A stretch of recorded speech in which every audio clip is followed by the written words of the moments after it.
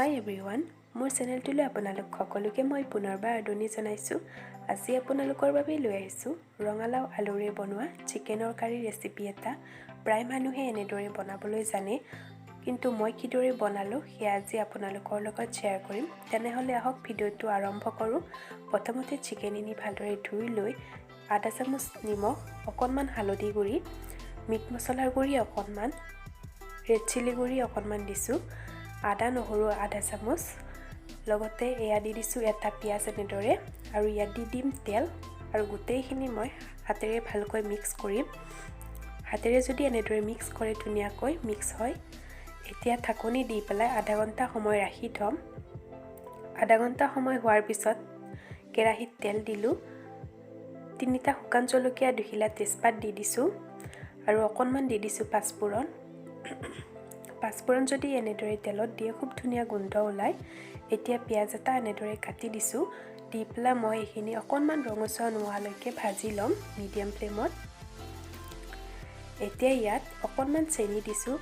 চেনি যদি দিয়ে চিকেনৰ কালাৰটো খুব ধুনীয়া আহিব, সেইবাবে আপোনালোকে অকণমান চেনি দিব। এয়া জিৰা গুড়ি অকণমান দি দিছোঁ, কাৰণ মই জিৰা গুড়ি দিবলৈ পাহৰিছিলোঁ। পুনৰ আধা চামুচ আদা আৰু নহৰু বটি লোৱা দি দিছোঁ। কেঁচা গোন্ধ নোযোৱালৈকে ভাজি ল'লোঁ। এতিয়া মেৰিনেট কৰি ৰখা চিকেনখিনি দি দিছোঁ, আৰু গেছটো হাই ফ্লেম কৰি মই 5 মিনিট সময় ধুনীয়াকৈ এইখিনি ভাজি আছোঁ। এয়া এনেদৰে আপোনালোকেও ভাজি ল'ব প্ৰথমতে। এতিয়া গেছটো মিডিয়াম ফ্লেম কৰি ঢাকনি দি ৰাখিলোঁ। 5 মিনিট সময়ৰ পিছত ঢাকনি গুচাই চালোঁ, চিকেনৰ পৰা বহুখিনি পানী ওলাইছে। পুনৰ এইখিনি লাৰি দিলোঁ। আকৌ মই গেছটো মিডিয়াম ফ্লেম কৰি ঢাকনি দি ৰাখিছিলোঁ। এনেদৰে 2-3বাৰ কৰাৰ পিছত পানী বহুখিনি কমি গৈছে চিকেনৰ পৰা। তেতিয়া ইয়াত মই ৰঙালাও লগতে আলু এনেকৈ 2টামান দি দিছোঁ।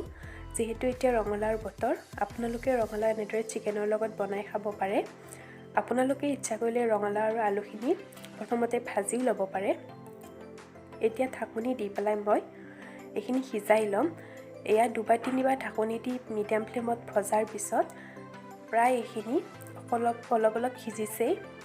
পুনৰ এইখিনি এনেদৰে লৰাই দিলোঁ, আৰু ইয়াত দি দিছোঁ বিলাহী মই 2টা দিছোঁ, আৰু এনেদৰে ডাঙৰকৈ কাটি দিছোঁ, সিজিয়ে যাব বিলাহীখিনিও। এতিয়া ইয়াত মই পুনৰ অকণমান নিমখ দিছোঁ, আৰু ভালদৰে এইখিনি আকৌ ভাজি লৈছোঁ।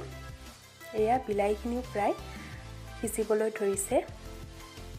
আলু সিজিছে নাই চালোঁ, লগতে লাও সিজিছে নাই চাইছোঁ। ধুনীয়াকৈ সিজি গৈছে। এতিয়া ইয়াত পানী দিবৰ বাবে হৈ গ'ল, গতিকে মই ইয়াত গৰম পানী দি দিছোঁ প্ৰথমতে 1 গিলাচ। আপোনালোকে প্ৰথমতে বেছিকৈ পানী দি নেপেলাব, অলপকৈ পানী দিব, নহ'লে কেতিয়াবা বহুত পনীয়া হৈ যায়তো।